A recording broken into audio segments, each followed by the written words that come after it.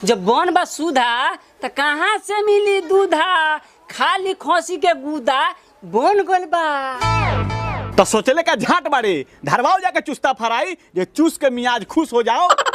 ठीक बा मालिक, जाता नहीं मालिक। एगो बात कही। हाँ हाँ बोल। तो क्या चुस्तावा में से छोड़ देती न तो रौर जुठवा खा के हम तोड़ जैती। मालिक प्रणाम। प्रणाम प्रणाम। मुंशी कुर्सी लेके आओ। जी जी मालिक आ गई। बैठी बैठी चाचा जी, बोल जाओ का बात बा।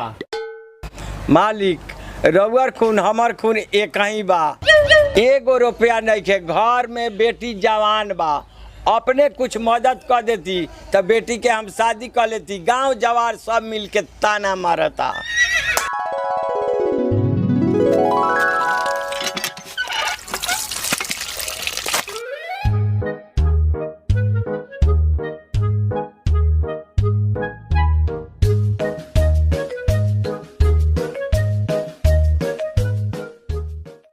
ली बाबूजी पानी पी ली। मार बरहनी रे हई बुढ़ावा जवान बेटी के घर में रख लेबे ना जुरानता है त भीख दुख मांग के मोठ मंदिर में शादी कर देवे के चाहिए।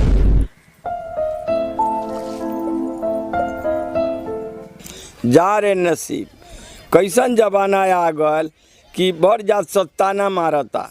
अच्छा चल तनी दबंग चमार का भीरी, चमार के चमारे नु सपोर्ट करी। ए बेटी झुमकी, हम आवता नहीं घूम के।